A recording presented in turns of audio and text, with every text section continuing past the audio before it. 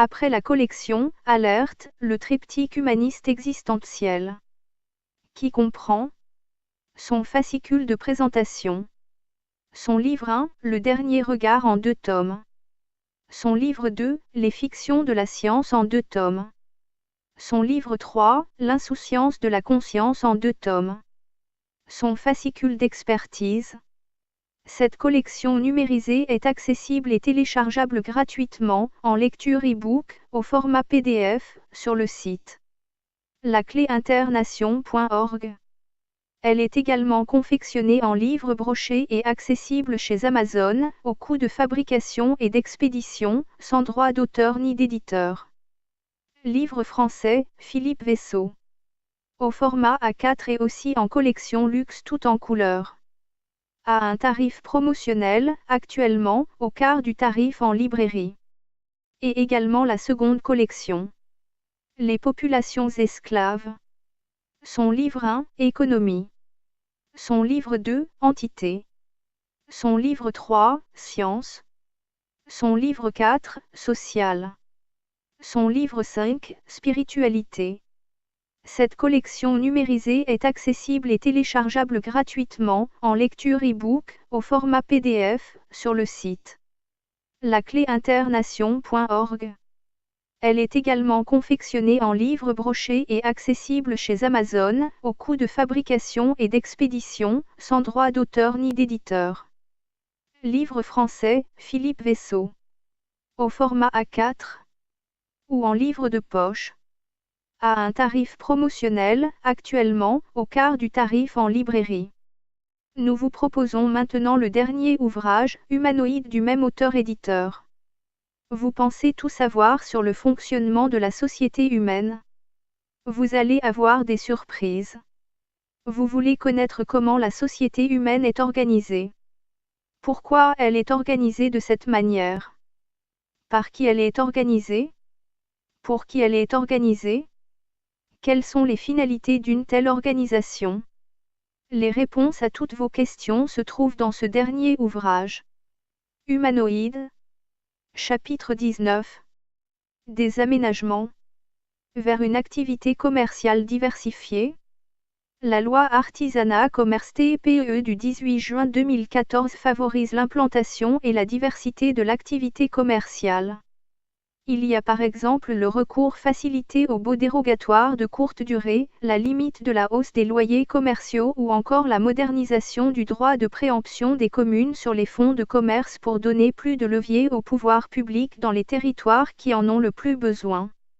En outre, pour aider les jeunes commerçants à s'installer, le bail dérogatoire est étalé de 2 à 3 ans. Dans cette période de mutation, le numérique peut être un levier de croissance et de notoriété pour les commerces de proximité. L'accès des commerçants aux nouvelles formes de commerce est l'un des objectifs du programme « Transition numérique » lancé par le gouvernement en novembre 2012. Par exemple, grâce à un centre de ressources au sein de chaque chambre de commerce et d'industrie, les entreprises ont à leur disposition des outils informatiques pour se former au numérique. Des formations et des réunions thématiques avec des conseillers au numérique leur sont aussi proposées pour les aider dans leurs projets de digitalisation. Cet accompagnement est important pour que les entreprises s'approprient au plus vite cette nouvelle grammaire du succès et gagnent en compétitivité. Des commerces dynamiques sont indispensables à l'attractivité des centres-villes. Faire vivre un commerce de centre-ville attractif constitue le souhait de nombreux maires, quelle que soit l'importance de la commune. Cela passe bien sûr par une armature commerciale solide, mais aussi par la capacité des commerçants et des municipalités à l'animer. Or, tous les élus ne disposent pas d'un responsable de centre-ville pour organiser les collaborations indispensables entre tous les acteurs concernés, commerçants, CCI, chambres des métiers. Ce guide a donc le mérite de présenter aux maires les principaux outils favorisant une politique commerciale ambitieuse et active. À cet effet, il recense les différents moyens d'action, de concertation et d'animation impliquant les communes, les intercommunalités, les associations de commerçants et les autres acteurs locaux.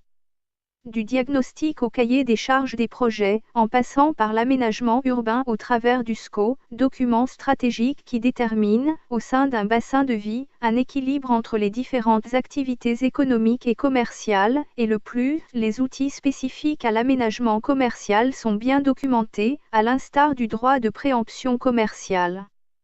Les retours d'expérience, positifs, conduites par des villes et présentées dans cet ouvrage, intéresseront enfin autant les commerçants que les élus soucieux d'instaurer ou de maintenir une politique de revitalisation de leur centre-ville, qui contribue à l'équilibre et à la cohésion de nos territoires.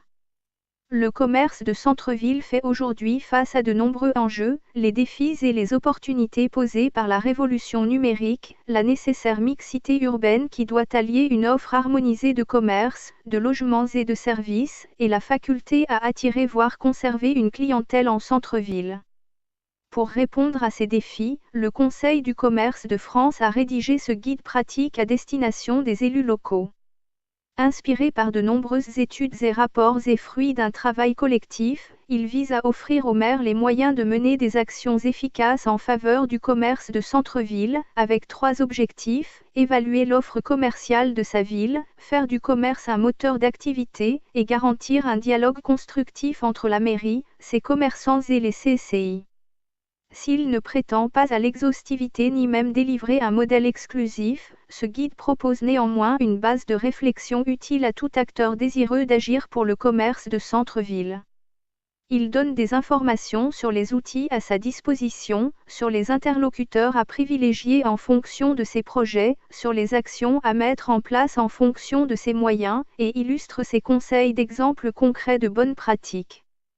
Il a enfin vocation à s'adapter à tout type de situation, quelle que soit la taille, les caractéristiques ou les ambitions de la ville concernée. Tout projet en faveur du commerce de centre-ville doit se baser sur une évaluation complète de l'offre commerciale de sa ville, afin d'avoir une vision nette et précise des besoins et des objectifs à atteindre.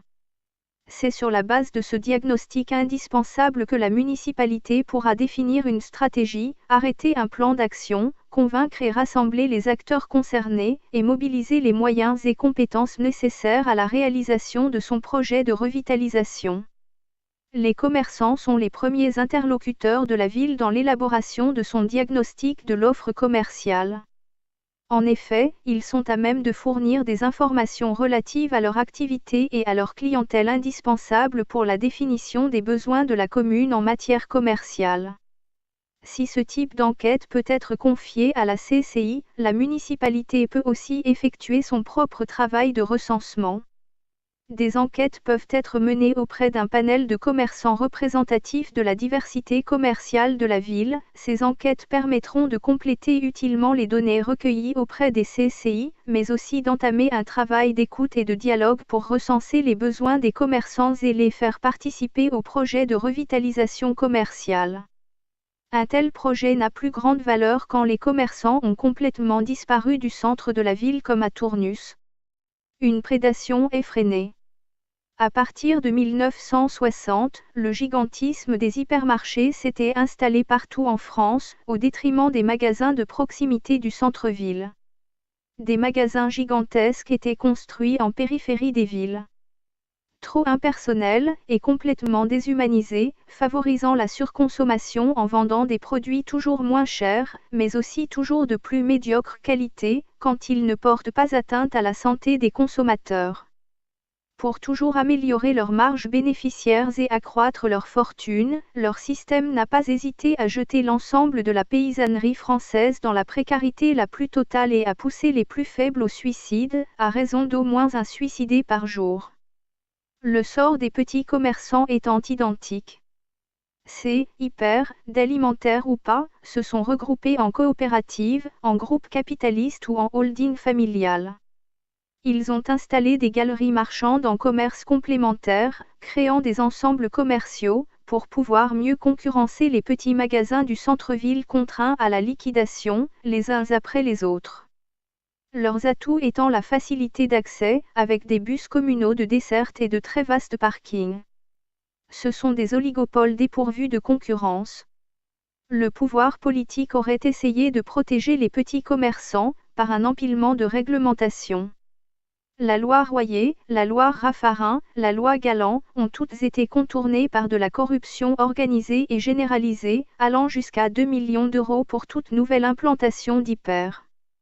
Les autorisations se situant alors au niveau départemental, national et ministériel. Les dirigeants des hyper jouent aussi au Monopoly entre eux. C'est la loi du plus fort et du plus riche qui prévaut. Le cimetière des enseignes de distribution disparues est très bien fourni. En face des géants de la vente sur Internet, les hyper se réapproprient les centres-villes, qui l'ont précédemment vidé de ses commerces traditionnels, pour une présence adaptée à la vie des centres urbains. Ils vont aussi s'investir dans les pays dits émergents avec l'aide obligée de la corruption ciblée. Et surtout ils détruisent les producteurs français, à cause des pratiques arrogantes de leurs centrales d'achat. Pour une marchandise payée 100 € par le consommateur, 7 € sont payés aux producteurs. Ils se recentrent aussi vers des productions agricoles de label bio, d'un bio très approximatif, mais de nouveaux barbares sont arrivés, dont le but est de prendre la place des hyper-dinosaures. Internet redistribue les cartes de la très grande distribution, en établissant ses propres règles, sans respect d'aucune de celles du pays où il officie. Il établit une déréglementation du travail et des emplois et il bouleverse les anciennes habitudes des consommateurs. Il oblige les hyper à supprimer du personnel pour pouvoir maintenir ses marges et donc à plus déshumaniser les centres de distribution. Internet oblige à une destruction massive des emplois, avec la disparition des caisses et de ses employés. Le numérique va s'approprier la grande distribution. Les hyper devront devenir les alliés de l'Internet et s'y soumettre ou ils disparaîtront. Il y a 2200 hyper en France possédant 11 millions de mètres carrés, qui vont de 2500 mètres carrés du centre-ville à 25 000 mètres carrés de la périphérie. Des structures incompatibles. Lorsqu'un pays est structuré, d'un côté, par la richesse et la pauvreté et qu'il comporte, de l'autre côté, des nationalités multiples, il ne peut que rencontrer d'énormes difficultés d'organisation. Lorsqu'il y a d'un côté une très riche aristocratie commerciale et de l'autre un peuple partagé entre le chômage et la précarité, tous les ingrédients sont réunis pour la mise en place de complications. L'arrogante condescendance des uns ne peut faire oublier la misère aux autres. L'oligarchie ne doit pas être surprise ensuite que ses discours politiques soient dénués d'intérêt auprès de leurs concitoyens. Il n'y a pas là une ingratitude du peuple, mais une incompréhension totale de part et d'autre. L'insécurité du lendemain devient rapidement insupportable. Aucun modèle économique ne peut se garantir d'une telle situation. Les migrations qu'elles provoquent, en interne dans un pays ou entre des pays, ne peuvent que provoquer des situations d'instabilité sociale. Si, à cette situation de précarité s'ajoute une situation de misère, la société devient rapidement explosive. Une indifférence du lendemain peut rapidement provoquer une totale remise en cause des valeurs étatiques ou sociétales. La répression, que ce type de situation ne manque pas d'imposer, provoque des réactions en chaîne devenant incontrôlables. Une vie sans espoir ne permet pas d'organisation sociale stable. L'insouciance et l'inconscience des dirigeants responsables de ces situations sociales sont totalement criminelles. Comment est-il possible alors de réorganiser une responsabilité sociale durable ? La réussite sociale pour tous ne peut pas provenir d'une prospérité économique qui n'est accordable qu'à une minorité de personnes. Surtout, lorsque de surcroît elle se montre particulièrement dédaigneuse envers ceux qui ne réussissent pas comme elle. Ce modèle de situation sociale ne peut pas permettre autre chose, à partir d'une misère économique, qu'un niveau extrêmement bas de cultures intellectuelles. C'est évidemment la porte ouverte à la négation d'une appartenance à un tel modèle social. C'est surtout une porte ouverte vers tous les autres modèles d'organisation sociale qui peuvent être proposés. Les méthodes d'endoctrinement ne sont jamais bien loin, lorsque le modèle social d'origine est déficient. Les instruments du pouvoir capitaliste, l'oppression des peuples, les institutions scolaires étatiques impliquées dans la fabrication d'esclaves, sont autant de slogans désintégrateurs des valeurs sociales. Les mensonges trop évidents des moyens d'information, tous à la solde du pouvoir en place ne facilitent pas une situation pérenne. La technique du pouvoir, qui consiste à évaluer de façon constante les faiblesses de leur peuple, risque de devoir faire face à la montée en puissance inexorable d'une force d'opposition. Il arrive un moment où la misère ne peut plus être supportée. Le refus inadmissible de ne pas permettre aux populations de pouvoir vivre dignement représente un risque permanent de soulèvement, par quelque moyen que ce soit, pour quelque prétexte que ce soit, pourvu qu'il y ait des meneurs.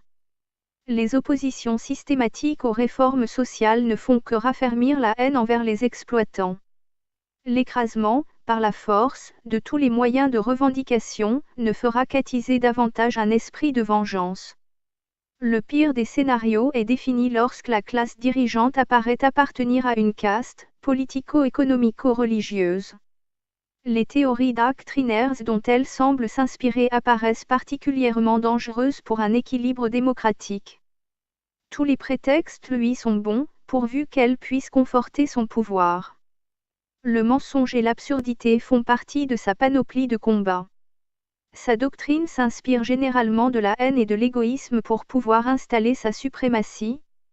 Il convient donc d'étudier tout particulièrement les fondements idéologiques d'une telle organisation pour pouvoir comprendre ses intentions dissimulées. Il convient surtout de comprendre quels sont les moyens d'information qu'elle utilise pour pouvoir maintenir leur emprise. Le cosmopolitisme des populations devient rapidement un prétexte pour l'avènement de nationalismes exacerbés. Rapidement des adversités s'élèvent en face de ce conglomérat abouti d'une telle classe dirigeante.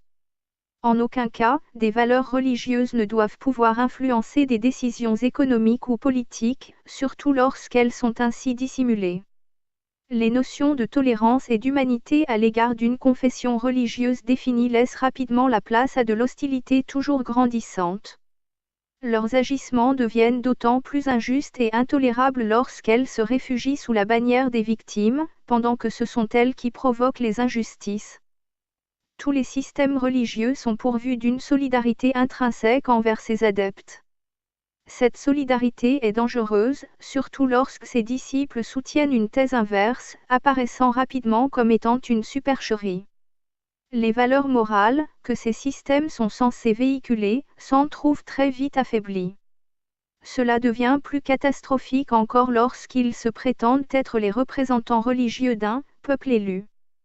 Leur contrôle systématique et sans partage, sur tous les secteurs de l'activité économique, sociale et culturelle en fait des adversaires inconditionnels de la démocratie. Il devient alors extrêmement dangereux qu'une minorité religieuse détienne un tel pouvoir illimité. Elle ne peut qu'engendrer du mépris et de la jalousie. Il y a toutefois des préoccupations plus graves encore. Le fait de tout diriger sans partage devient rapidement une atteinte à l'intégrité d'une population, mais surtout à l'intégrité du pays dans lequel s'exerce ce pouvoir. Il n'est pas surprenant qu'à la suite d'un sentiment de réprobation succède celui de la révolte. Il convient d'abord de comprendre qu'il est totalement absurde de penser que ces dirigeants puissent être démocrates. Seuls, leurs intérêts personnels et sans limite sont pris en considération. Il n'est pas question de pouvoir envisager d'autres formes de contact avec ces responsables dont les doctrines remontent à celles développées sous le Moyen Âge. Aucune amélioration n'est envisageable.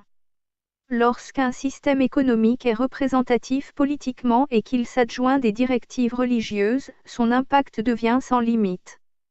Sa mondialisation, par son emprise sur les entreprises multinationales, lui permet de devenir un État au sein des États. Son influence devient alors planétaire. Son étiquette religieuse ne représente qu'un prétexte à sa conquête irréversible. Une propagande bien adaptée suffit à faire le reste du travail. Le principe d'une propagande consiste à déterminer les points forts, à l'aide de formules stéréotypées et dépourvues d'originalité, admissibles par les masses populaires les moins compétentes. Les débats politiques de ces gens-là sont très délimités arbitrairement.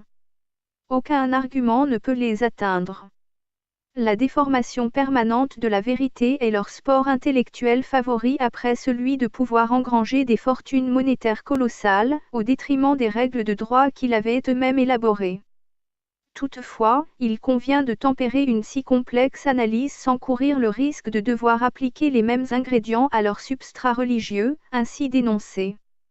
Un recours à toute politique faisant appel au populisme, c'est-à-dire aux intérêts des populations et à un appel à leur recours, par opposition à ceux de l'élite, deviendrait un corpus idéologique. Ce type de démarche pourrait aboutir à la création d'une solution devenant pire que le problème lui-même. Pourtant, le verrouillage systématique de la parole des peuples ne peut qu'apporter leur rébellion. Sans leçon de morale. L'ère du financier, du commercialisable, de l'administratif, du diplôme, est compliquée et absurde. Depuis une société civile hyper-commercialisée à l'entrepreneuriat spéculatif sans indulgence, aux collectivités locales sous contrôle structurel et économique drastique, à une adhésion européenne uniquement restrictive et totalement déshumanisée, provocatrice de mal-être et de suicide. Une société inhumaine, sans bon sens ni valeur morale. Une économie commerciale mondialisée au service d'une caste, des puissants, continuellement avides de profits et de pouvoir, sans partage.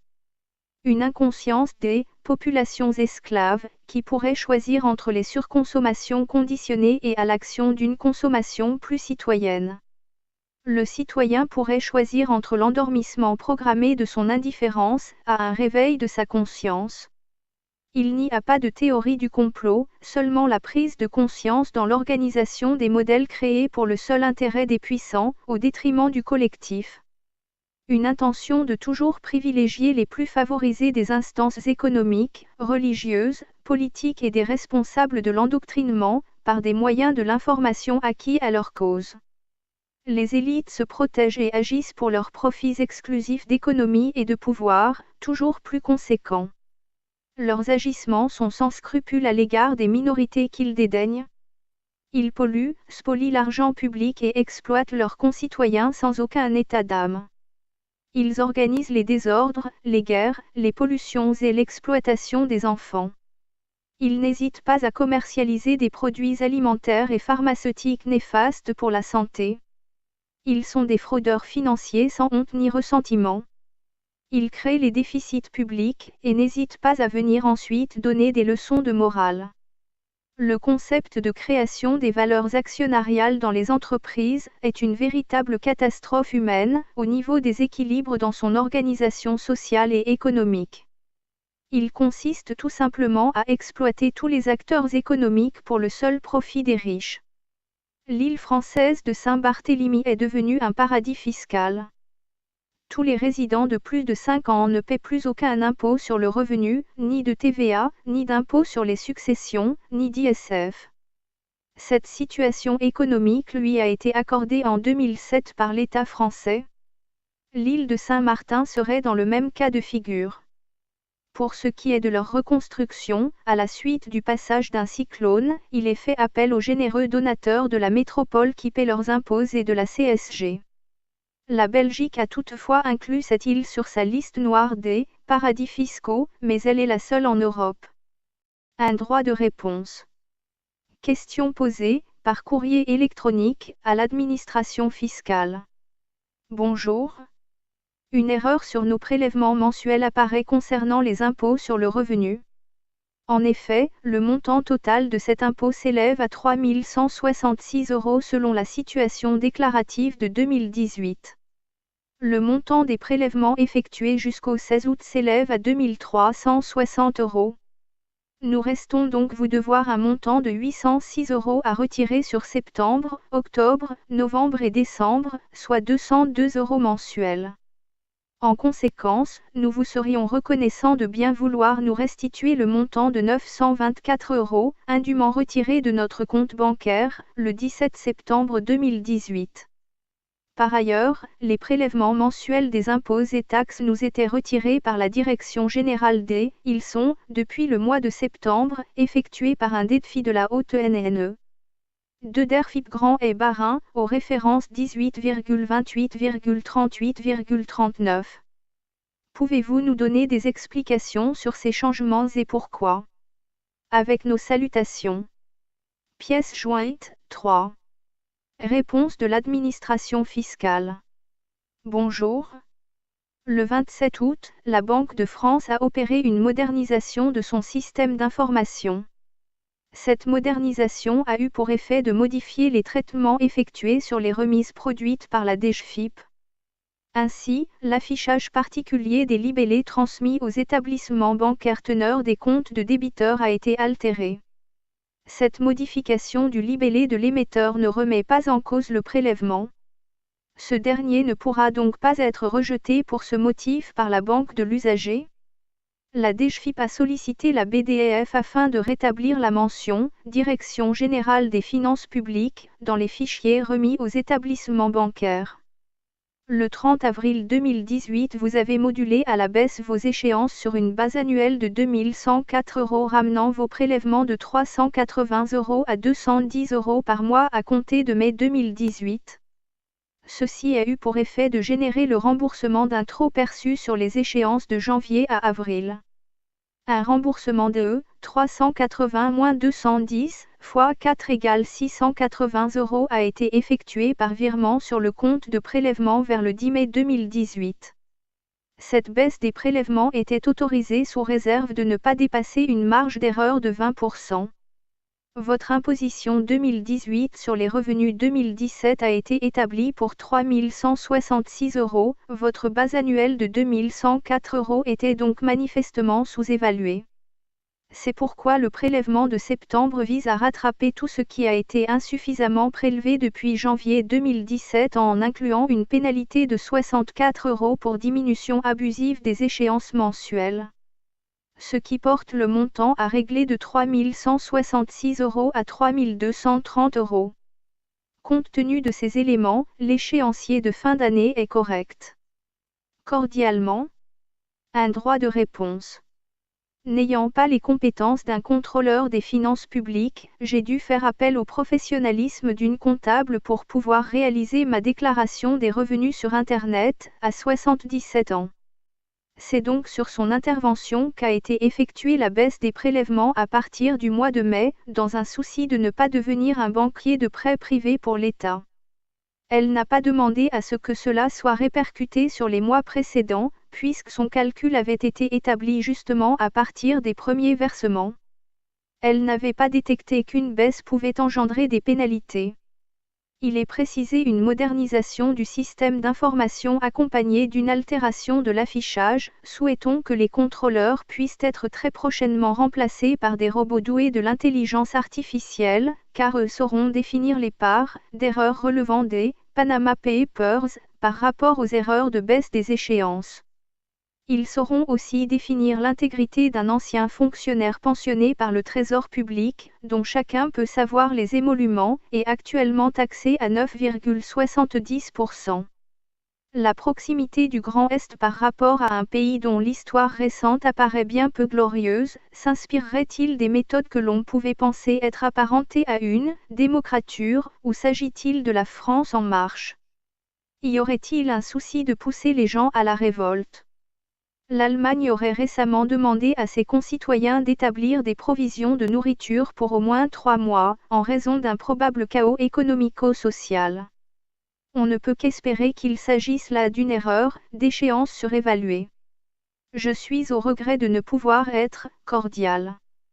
Ce document est transmis, pour information, à Monsieur le Premier ministre, demeuré sans réponse. Des productions économiques. Une production mondiale de matières plastiques serait créée continuellement, à raison de 10 tonnes chaque seconde. Pratique et fantastique, légère et résistante, ne présentant que des avantages.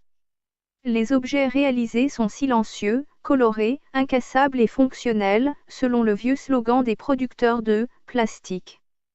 Sauf que 300 tonnes de ces matières plastiques se déversent dans les océans chaque minute, sans compter ce qui est enfoui dans le sol. Il pourrait y avoir bientôt plus d'éléments en matière plastique que de poissons à pêcher. Or, les responsables de ces productions ne se considèrent pas responsables de ces déversements intempestifs. Ils en laissent la responsabilité aux utilisateurs. Les producteurs ne peuvent en rien être considérés comme responsables. Tel est le slogan des lobbyistes chargés de la promotion des matières plastiques. La matière plastique est constituée d'un grand nombre de composants, tous plus polluants et persistants, les uns que les autres. Ils ne sont pas biodégradables. Ils sont ingérés de façon insidieuse, d'abord par les animaux, puis par les humains. Mais il y a des associations chargées de la collecte de ces déchets laissés à l'abandon. Leur slogan est la lutte contre l'incivilité des utilisateurs, sauf que les protagonistes de ces associations de la collecte des déchets plastiques ne sont autres que les producteurs eux-mêmes. Toutes les méthodes sont bonnes pour faire porter le chapeau aux autres, ni vu ni connu. La stratégie qui consiste à faire porter la pollution sur le dos des consommateurs date du début de la production du plastique. Les énormes déchets ont commencé à s'accumuler partout où il était utilisé, la vérité était devenue dérangeante. Les lobbies des emballages ont immédiatement commencé à créer des associations de défense de l'environnement afin de pouvoir transférer la responsabilité des fabricants sur les consommateurs malveillants. Il convenait d'inculquer tout de suite, aux populations, que la responsabilité incombait uniquement aux utilisateurs. Ce sont les gens qui sont responsables de la pollution, c'est à eux d'y mettre fin. Ce sont les consommateurs qui sont les responsables, pas les fabricants. Par exemple, le Clean Europe Network est un groupe d'organisations européennes très engagé dans la lutte des déchets sauvages, dont le secrétaire général est aussi le principal lobbyiste européen de l'emballage. Il suffit de chercher l'erreur pour comprendre l'arnaque. Les stratégies lobbyistes en Europe sont particulièrement efficaces à expliquer que le problème des pollutions par le plastique ne concerne que les utilisateurs. Le plus grave pour l'environnement, c'est que les matières plastiques contiennent des polluants organiques persistants, dont des retardateurs de flamme, bromés, qui s'accumulent partout, y compris évidemment dans les organismes, et dont la durée d'action durera plusieurs siècles. Ces POP sont des neurotoxiques, des immunotoxiques, des cancérigènes et des perturbateurs endocriniens. Or, ces polluants se retrouvent aussi dans la très faible partie des matières plastiques recyclables. Cependant, le pire reste à être dévoilé.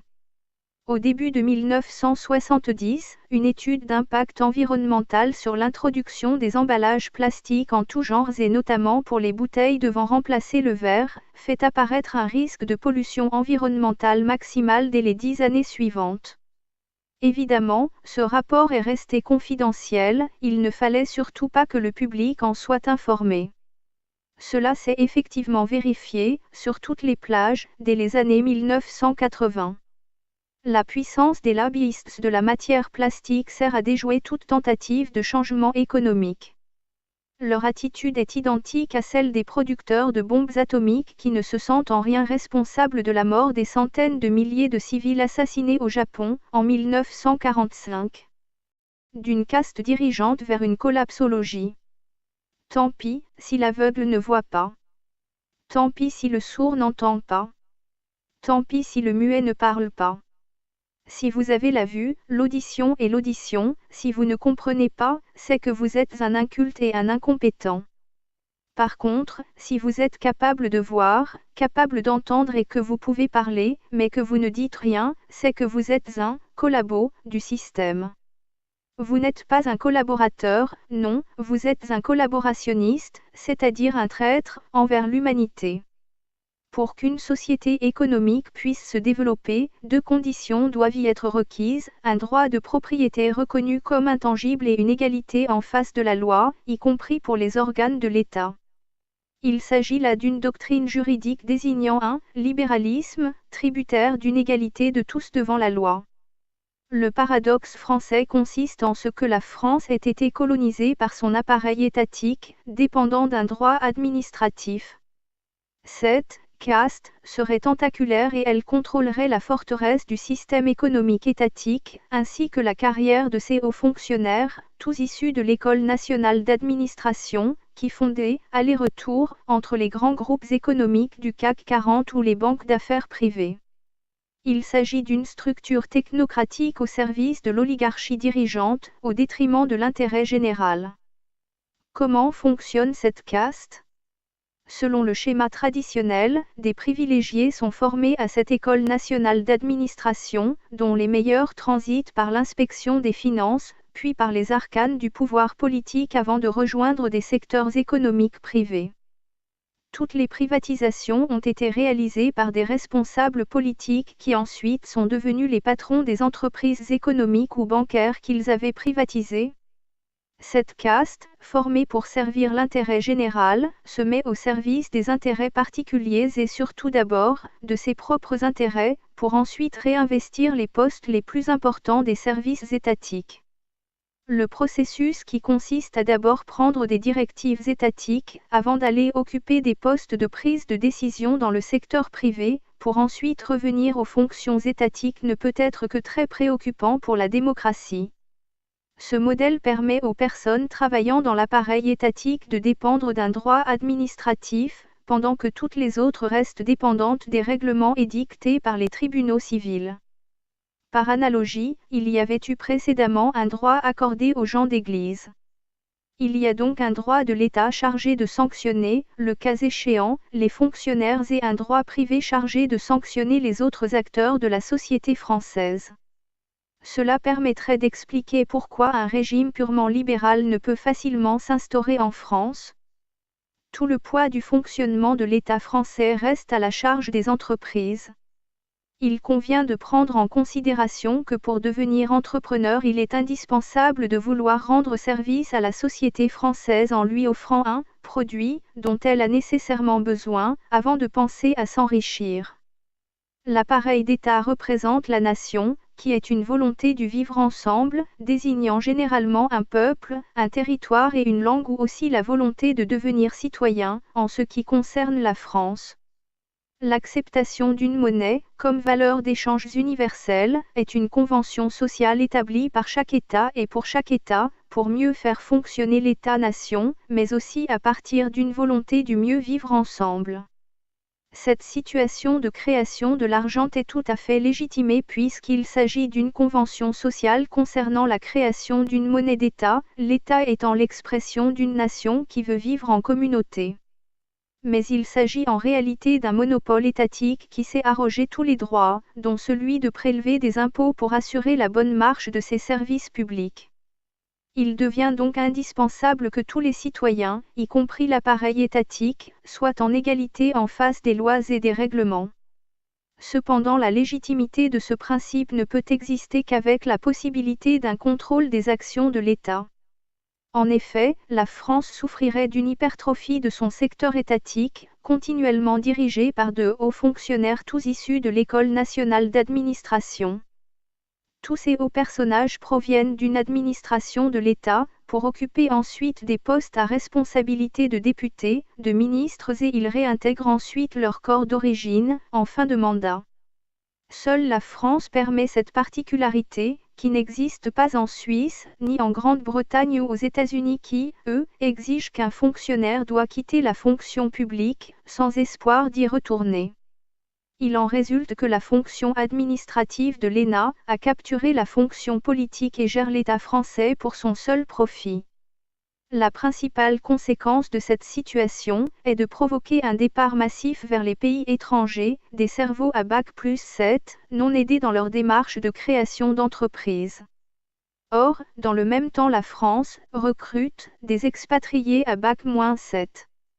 Il serait, par exemple, judicieux de savoir qu'un haut personnage de l'État, en tant qu'ancien président de la République française, devenu membre du Conseil d'État, ancien maire d'une ville de province, ancien conseiller général, ancien député, dont chaque emploi lui ouvre des droits à toucher une retraite. Cela lui octroierait environ 450 000 € de retraite annuelle, indexée et garantie par l'État, avec en plus la présidence d'une fondation pour laquelle il serait aussi rémunéré et qui lui permettrait de couvrir tous ses frais. Contrairement à la croyance populaire, soigneusement distillée par les moyens de l'information, que les personnes pouvant créer de l'épargne et qui la confient à une banque, et qui considèrent que cette épargne sera distribuée aux emprunteurs. Il n'en est rien car dans les faits, le fonctionnement des banques consiste à créer une nouvelle ligne budgétaire dans ses cahiers comptables informatiques, par une écriture électronique, lorsqu'elles prêtent de l'argent aux particuliers, aux entreprises et aux États. La banque prête de l'argent dont elle ne dispose pas, elle crée tout simplement l'argent qu'elle prête. La banque ensuite encaissera la valeur du taux d'intérêt qu'elle a octroyé à son client sur le montant du prêt qu'elle a créé. C'est à cause de cette situation que les banques privées peuvent se retrouver en incapacité de couvrir l'argent qu'elles ont elles-mêmes créé, puisque par principe elles ne possèdent pas les valeurs qu'elles ont émises, selon le système de Ponzi et de sa pyramide des valeurs. Toutefois, les banques garantissent leurs prêts par des hypothèques émises sur les montants engagés, afin de saisir un bien en cas de défaut de paiement de l'emprunteur et à le revendre le cas échéant. Cela justifie le vieux dicton qui veut que les banques ne prêtent qu'aux riches. C'est selon ce modèle que les banques privées se créent des profits invraisemblables leur permettant d'obtenir des moyens d'influence considérables sur le système économique d'un État. À titre d'exemple, les actifs détenus par la Banque nationale de Paris sont largement supérieurs au PIB de la France.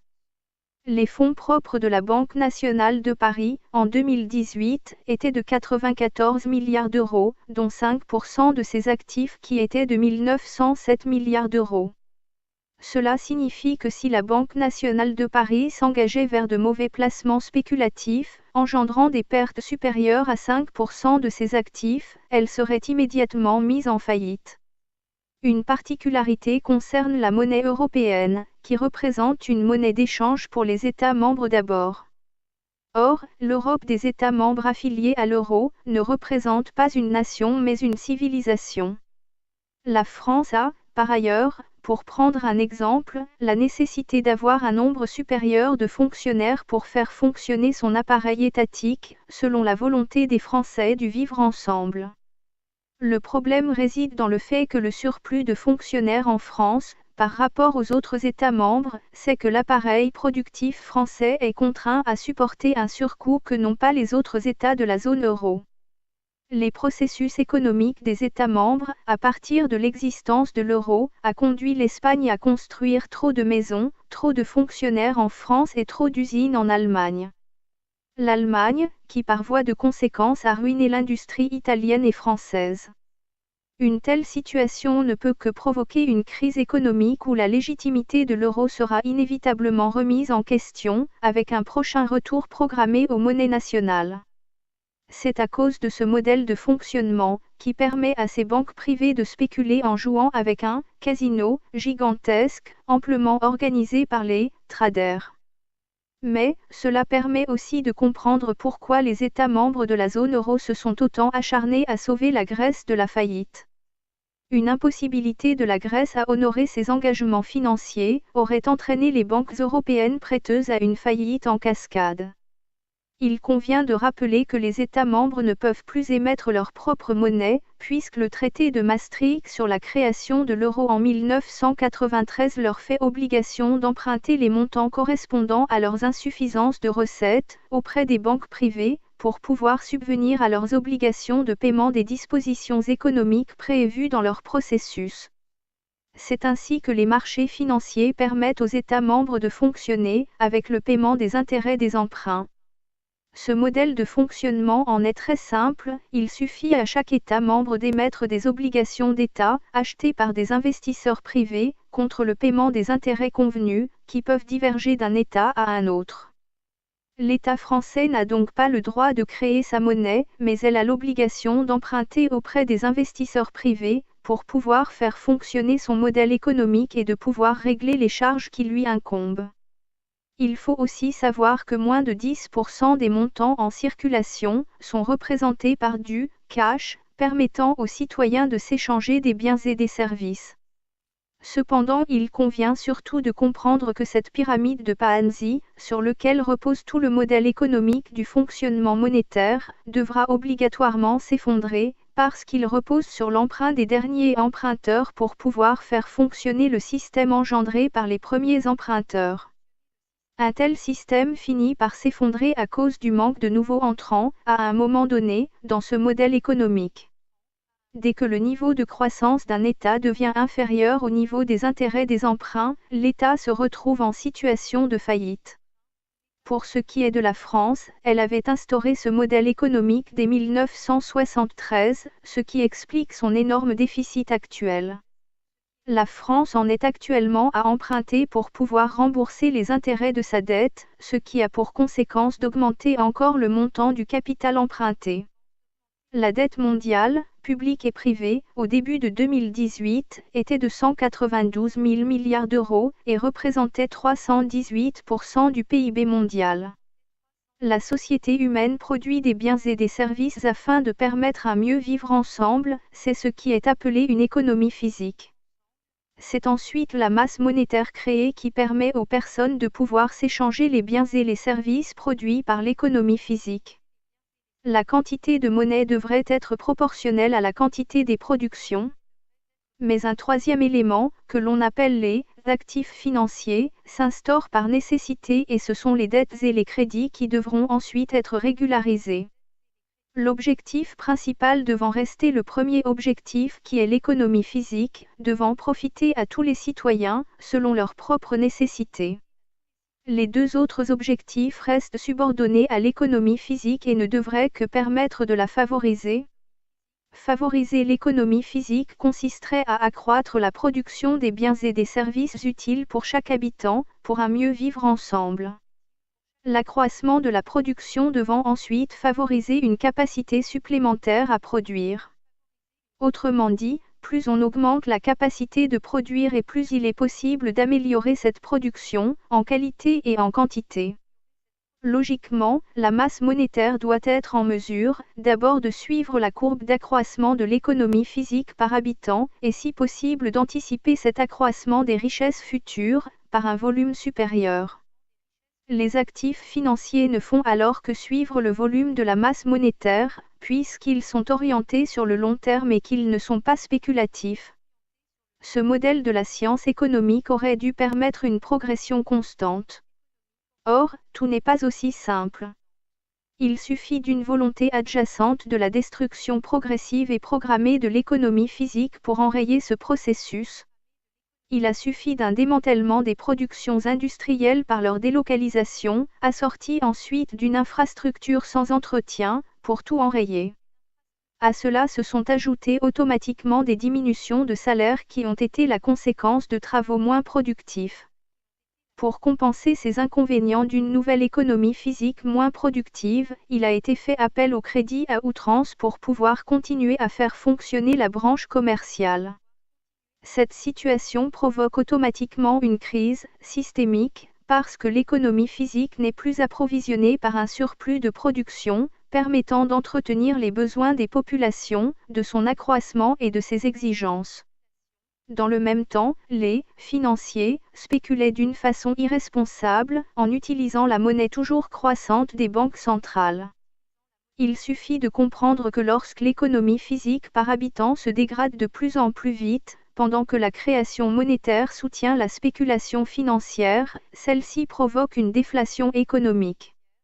En 2008, à titre d'exemple, les banques centrales du monde ont injecté 20 000 milliards de dollars pour sauver le système financier. Cela se traduit par une insuffisance de richesse réelle dans l'économie physique, ce qui nécessite de devoir rembourser toujours plus de dettes et de crédits, et de devoir créer aussi toujours plus de masse monétaire pour les seuls profits des actifs financiers. L'économie physique est alors asphyxiée entraînant une crise économique majeure avec un effondrement économique parfaitement prévisible, assorti d'une austérité économique brutale, ce qui s'est passé en Espagne. Or, la situation est encore plus catastrophique en 2018, il suffira d'un nouveau défaut de paiement pour entraîner une nouvelle chute des actifs financiers, or la masse monétaire ne pourra plus être augmentée par les banques centrales. Qu'est-il possible de faire pour empêcher une crise nouvelle économique systémique? Il suffirait de dégonfler la bulle spéculative financière, par une procédure judiciaire des banques et surtout de leurs principaux responsables.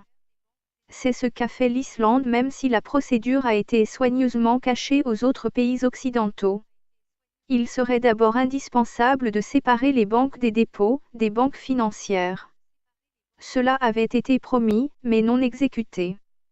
Il suffirait ensuite de réinjecter les surplus monétaires des banques centrales dans l'économie physique pour pouvoir remettre le système dans un bon ordre de marche.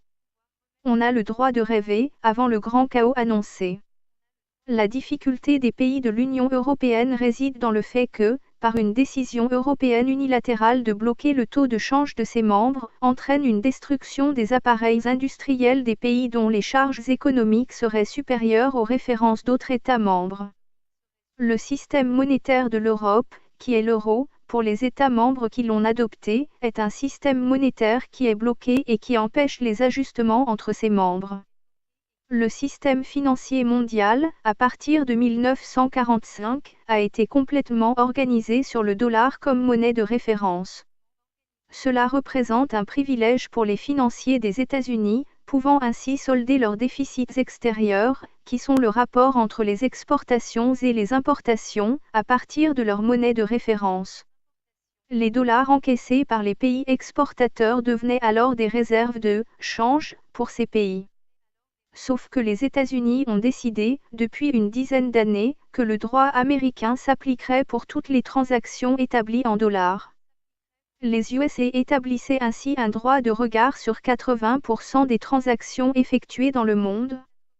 Ils ont donc provoqué une perte de souveraineté des autres pays de la planète, parce que toutes les transactions étaient devenues dépendantes de la monnaie américaine. La monnaie américaine est ainsi utilisée comme moyen de puissance hiérarchique, dans tous les domaines structurels des autres pays. La Chine, qui est depuis devenue une puissance opposée, a décidé de restreindre au maximum l'utilisation de la monnaie américaine, en lui substituant les monnaies d'échange asiatiques, avec une référence au yuan, devenue ainsi une monnaie indépendante. Une zone monétaire asiatique, centrée sur la Chine, est dorénavant établie, avec l'adhésion de la Russie, d'abord écartée par les USA, et lui permettant d'assurer un taux de croissance beaucoup plus stable. Les États membres de l'Europe, sans l'euro, pourraient eux aussi ajuster leur balance commerciale réciproque, par un mécanisme d'ajustement monétaire tout en stimulant leurs appareils industriels. Mais, à cause du blocage du taux de change, l'outil d'ajustement n'est pas utilisable. La situation économique de l'Europe des États membres devient de facto ingérable. Or, l'Allemagne, à cause de son bilan catastrophique qui représente 70% de son PIB, serait de 1000 milliards d'euros de déficit, se retrouverait en faillite. Son avantage jusqu'alors avait été de prêter les euros nécessaires aux autres États membres, pour qu'ils soient en capacité d'acquérir les surplus industriels allemands. La France, à titre d'exemple, a une dette équivalente à 100% de son PIB, produit intérieur brut. Or, avec la chute probable et à brève échéance de l'euro, qui va provoquer une incapacité des États membres à pouvoir rembourser leurs dettes, provoquera la mise en faillite de l'État allemand, à cause de ces 1000 milliards d'effets à recevoir, qu'elle ne recevra pas. Les Allemands, comme dans les années 30 du siècle dernier, se retrouveront à nouveau ruinés. Il convient de comprendre que la situation économique actuelle de cette partie de l'Europe fait suite à un coup d'État des technocrates de Bruxelles sur les démocraties des États membres. L'Europe des États membres ne serait plus une démocratie en raison de la suprématie de la Commission européenne qui est à la fois le pouvoir exécutif, le pouvoir législatif et le pouvoir judiciaire. Cette orientation aurait encore été accentuée par la suppression des frontières naturelles et l'imposition d'un quota de migrants désignés par la Communauté européenne. C'est cette orientation qui aurait causé la sortie de la Grande-Bretagne, adoptée par référendum, de l'espace européen. Jusque-là, aucun avis n'avait été demandé aux populations des États membres. Une situation dramatique s'annonce qui pourrait s'accompagner d'abord d'une crise identitaire, par une perte de légitimité des technocrates, puis d'une crise économique, par une succession de banques en faillite par un effet domino. Mais la situation est encore plus complexe parce que les banques européennes ont prêté des dollars à la Turquie, emprunté à 0% de taux d'intérêt auprès des USA. Le taux du dollar américain étant maintenant passé à 3%, la Turquie, si elle n'est plus en capacité de rembourser sa dette, va faire un défaut de paiement auprès des banques européennes.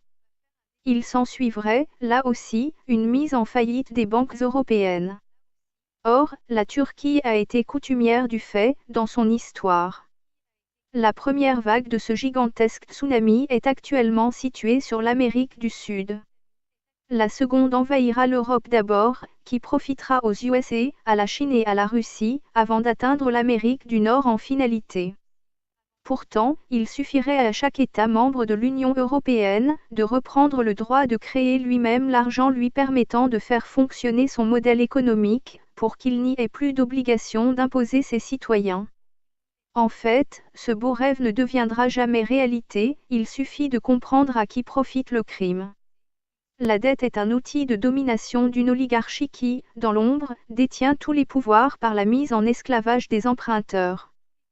Tel est le mode de fonctionnement du système économique international, qui met en avant des pantins représentant les faux décideurs, que sont les gouvernants officialisés par le vote des populations, puis par la désignation de leurs représentants. À qui profite le crime, là encore? Eh bien, d'abord à l'oligarchie seule détentrice du pouvoir, puis aux banques, au gouvernement des États et aux médias, qui sont les moyens d'information eux-mêmes situés entre les mains de l'oligarchie. Il est important d'observer que la Fed, qui est la banque centrale américaine, peut augmenter ses taux d'intérêt, dès qu'elle le désire. Le rôle de la Fed est le contrôle de l'inflation et du plein emploi aux USA. Le taux d'inflation des États-Unis étant en hausse soudaine, la Fed augmente alors ses taux d'intérêt par anticipation. La répercussion du relèvement des taux impacte immédiatement les pays les plus faibles qui sont alignés sur le dollar, où il s'ensuit un déclenchement de crise économique, notamment et actuellement sur les pays de l'Amérique du Sud. Par répercussion aussi, la BCE, qui est la Banque centrale européenne, qui par voie de conséquence a dû réduire ses rachats d'obligations pour les arrêter à la fin de 2018, va, par voie de conséquence, créer une augmentation des taux d'intérêt européens, ce qui provoquera une explosion des déficits de tous les États membres de la zone euro. C'est à ce moment-là que la banque la plus vulnérable sera en cessation de paiements et sera déclarée en faillite. Les répercussions à envisager, dans le cas de faillite en cascade des banques européennes, se traduiront d'abord par la ruine des déposants. Dès l'annonce de la déclaration de faillite d'une grosse banque européenne, toujours un vendredi soir, suivra la fermeture des autres banques le lundi matin. Toutes les agences bancaires seront fermées, les retraits seront bloqués à 50 € par jour et par personne, et les cartes bleues de paiement seront bloquées. Il s'ensuivra une faillite en cascade de toutes les banques. Il y aura ensuite une chute des ventes, suivie d'une hausse des taux d'intérêt. Il faudra également prévoir une mise en faillite des États et des municipalités. Il y aura un arrêt immédiat du versement des salaires, des aides et des retraites. À ce chaos financier suivra une dépression économique profonde et précurseur d'un chaos social et sanitaire assorti de violences civiles urbaines. Les services administratifs ne fonctionneront plus. Les pénuries de nourriture et de soins médicaux entraîneront une recrudescence de maladies et de mortalité, notamment par des suicides. À ce chaos social s'ajouteront des mini-guérillas de délinquants, dont plusieurs centaines de milliers d'entre eux, rien qu'en France, sont des détenteurs d'armes de guerre telles que des Kalachnikov. À ce chaos civil fera suite un encadrement militaire pour un rétablissement de l'ordre. Un gouvernement totalitaire sera imposé avec une fermeture des frontières. Après cette situation chaotique, il sera pratiqué un changement monétaire avec un retour aux monnaies étatiques totalement électroniques. Cela sera la fin de l'actuel système monétaire, politique et médiatique. Les changements programmés seront énormes et dramatiques pour les pays européens. Un refondement total des systèmes économiques serait programmé au cours des années 2030 par l'instauration d'une crypto-monnaie électronique et la création d'un gouvernement mondial. La France a connu, dès la démission de De Gaulle en 1969, une oligarchie dirigeante avec une prise en main des systèmes politiques, des organismes bancaires, des médias d'information, du système judiciaire, du système éducatif, du système de santé et du système économique par l'émergence et la prise de pouvoir des multinationales. Ce modèle, matriciel, est complètement sous le contrôle de cette oligarchie dirigeante. Cette matrice implacable a installé un système, consistant à une intervention psychologique qui est une sorte de « lavage de cerveau », qui commence dès l'enfance par la scolarité, et se poursuit chez l'adulte, toujours par des interventions psychologiques appelées communément un bourrage de crâne, entretenu par les moyens d'information. Ce pays qu'est la France permet l'élection de sociopathes, tels que l'un qui était narcissique et matérialiste, l'autre qui était mou, menteur et manipulateur et enfin un autre sociopathe complètement dénué d'empathie dont la devise serait « rien à faire de ces sans-dents qui continuent à voter » et incapable de comprendre les difficultés de ses concitoyens installés dans la misère. Le système oligarque s'efforce d'isoler et de diviser la population française par l'utilisation des peurs de l'autre, mais aussi à l'aide de moyens technologiques comme l'utilisation des smartphones. Il a aussi installé une atteinte totale de la liberté d'expression par le contrôle des médias et des plateformes Internet d'échange. Le défaut du français consiste à ne râler que lorsqu'il est directement impacté, soit par l'augmentation des prix, soit par le chômage, soit par une baisse drastique de sa retraite, soit par la mise en faillite de son entreprise lorsqu'elle est indépendante de sa volonté. Comment l'augmentation des prix est-elle analysée? Par un grand mensonge sur le pouvoir d'achat. À la baisse du pouvoir d'achat, constatée quotidiennement par les citoyens français et répercutée par les enquêtes d'opinion, l'INSEE, Institut national de la statistique et des études économiques, qui est l'organe de référence permettant d'analyser les fluctuations des prix de la consommation des ménages, aurait une vision particulière. Une étude effectuée sur des séries de prix, entre 1965 et 2015, révélerait que le pouvoir d'achat des Français serait continuellement en baisse. Quelle est donc la méthode de calcul de l'INSEE qui affirme que le pouvoir d'achat serait en continuelle augmentation? L'INSEE aurait cette particularité d'analyse, qui lui permettrait d'abord de tenir secrète sa liste des produits pris en référence, puis de ne pas tenir compte des impôts ni des crédits à la consommation. Le plus surprenant dans ces analyses concerne un outil d'étude qu'elle a intitulé « Les effets qualité ». Si l'on considère que le pouvoir d'achat est le rapport entre l'augmentation des salaires moins le niveau de l'inflation qui est une augmentation générale et durable du prix des articles, il suffit de connaître le montant des salaires déclarés aux impôts sur le revenu et les hypothèses concernant l'analyse d'une inflation. Comment se fait l'analyse de l'inflation? Tout est justement dans la subtilité sur le choix des ingrédients référencés, et surtout sur l'honnêteté du référencement. Il suffit donc de minorer l'inflation pour pouvoir conclure que le pouvoir d'achat augmente. Il s'agit donc de prendre en considération un effet qualité. Il consiste à ne pas prendre en considération l'augmentation d'un produit, même si cette augmentation se répercute automatiquement sur le pouvoir d'achat, parce que ce produit serait devenu plus performant que sa précédente référence. Par exemple, l'augmentation du prix d'un manche à balai ne doit pas être pris en considération si le dernier produit est verni alors que le précédent ne l'était pas. Il s'agirait là d'une simple différence de qualité n'entrant plus en considération dans le modèle analytique de l'INSEE sur l'inflation du prix du produit. L'INSEE va donc prendre un prix de référence inférieur au prix affiché pour son analyse. Tel serait le tour de passe-passe réalisé par l'INSEE pour pouvoir démontrer qu'il n'y a pas d'inflation en France. L'utilisation de l'effet qualité donne des résultats totalement aberrants aboutissant à démontrer que le prix d'un ordinateur aurait baissé de 12 fois en peu de temps. Ce principe déterminerait qu'un ordinateur à 1 000 € il y a quelques années aurait son prix actuel considéré par l'INSEE de 50 € et c'est ce prix qu'il prend effectivement en référence. Même si le prix des ordinateurs a effectivement baissé, cela ne peut pas être dans les proportions prises en considération par les analyses de l'INSEE. Or, tous les calculs analytiques de l'INSEE sont basés sur ce modèle d'effet qualité pour tous les prix qu'il prend en référence. Par contre, lorsqu'il s'avère que l'effet qualité vérifié est contraire aux estimations de l'INSEE, l'organisme d'analyse n'en tient pas compte. Tel serait donc le mode de calcul de l'indice des prix permettant de démontrer qu'il n'y a pas d'inflation en France et que le pouvoir d'achat des Français est en constante augmentation.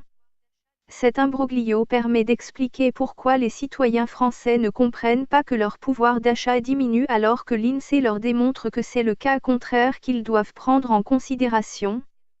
Cela signifie que toutes les études conceptuelles effectuées à partir des conclusions analytiques de l'INSEE doivent être considérées comme autant de mensonges et de tricheries. Et, en effet, tous les économistes intègrent les conclusions de l'INSEE dans leur modèle permettant de définir les systèmes économiques de l'État français. Tous menteurs, tous tricheurs, tous voleurs. Il convient donc d'intégrer que les très grosses pertes de pouvoir d'achat sont cantonnées sur les prix du logement, de la nourriture, des moyens de déplacement et de ceux de l'énergie. A contrario, le prix des produits technologiques sont en diminution, leur avantage étant que leur achat peut être différé au contraire des éléments nécessaires à la vie en communauté.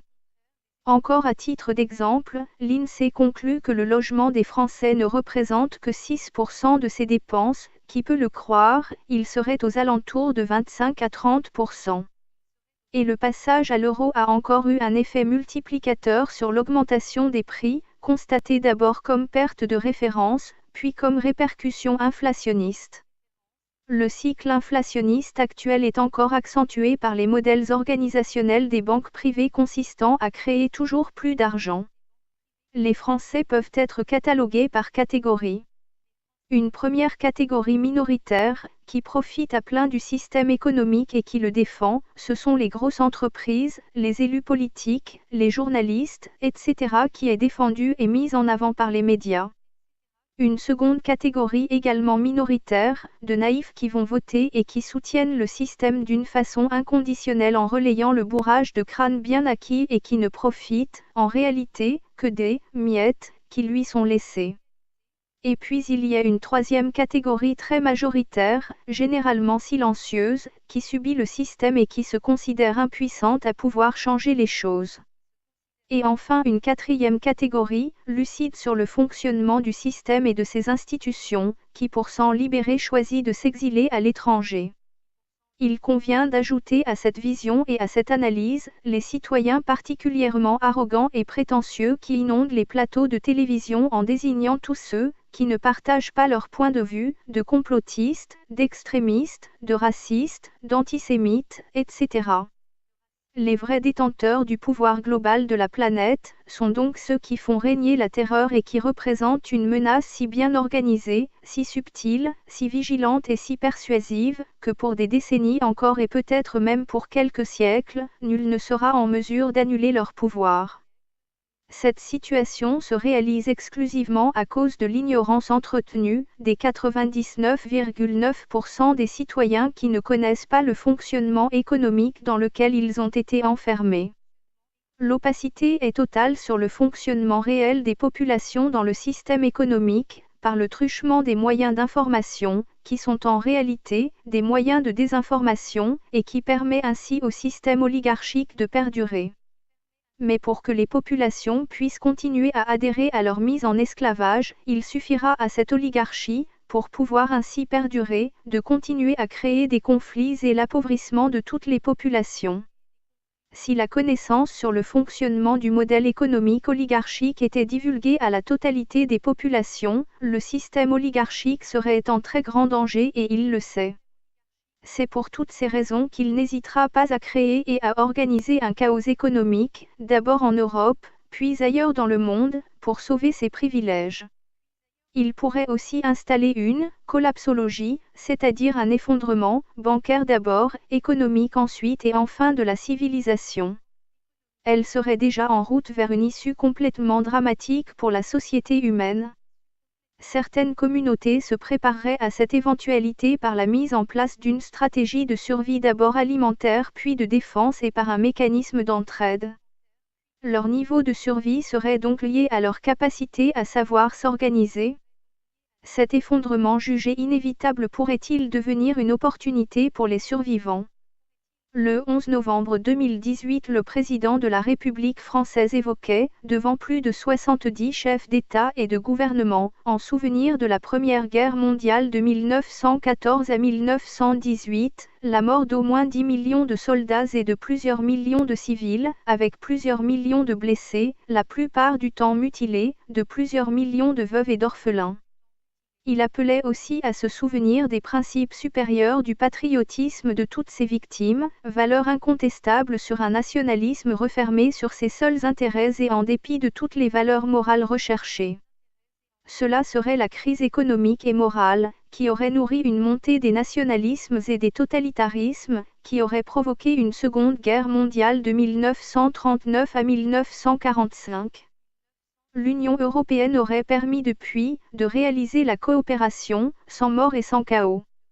Mais voilà que se dresseraient à nouveau des idéologies obscurantistes et religieuses, qui pourraient compromettre cet héritage de paix. Que les dirigeants politiques réunis à cette occasion soient conscients de leurs immenses responsabilités, à devoir transmettre un message d'espoir et non de peur. Les menaces climatiques et celles de la pauvreté qui provoqueraient des famines, des maladies, des ignorances et des inégalités, seraient les nouveaux vecteurs des injustices, des extrémismes et des obscurantismes. Notre civilisation devrait au contraire porter les nouvelles valeurs des ambitions et des facultés humaines. Un monde meilleur ne sera possible qu'avec les volontés, acceptées par tous, de sa construction. Puisse ce rassemblement ne pas être seulement celui d'un jour. Cette fraternité, mes amis, nous invite, en effet, à mener ensemble le seul combat qui vaille, le combat de la paix, le combat d'un monde meilleur. Vive la paix entre les peuples et entre les États. Vive les nations libres du monde. Vive l'amitié entre les peuples. Vive la France. Extrait de l'allocution d'Emmanuel Macron, président de la République française. Toutes les collections. Alerte, le triptyque humaniste existentiel. Et les populations esclaves sont téléchargeables gratuitement, au format PDF, en lecture e-book sur le site internet lacléinternation.org. Ces deux collections, également accessibles en livre broché. Au format A4, en collection luxe, tout en couleur, et en livre de poche, sont en vente chez Amazon, livre français, Philippe Vaisseau. À un tarif promotionnel, actuellement, au quart du tarif en librairie. Vous pouvez aussi cliquer sur le logo « Livre Amazon » dans la page d'accueil de notre site internet. lacléinternation.org. Ce dernier ouvrage, humanoïde, est accessible dans les mêmes conditions. La totalité des deux collections ainsi que ce dernier ouvrage, humanoïde, sont en conférence vidéophonique sur YouTube et répartis par chapitre. Après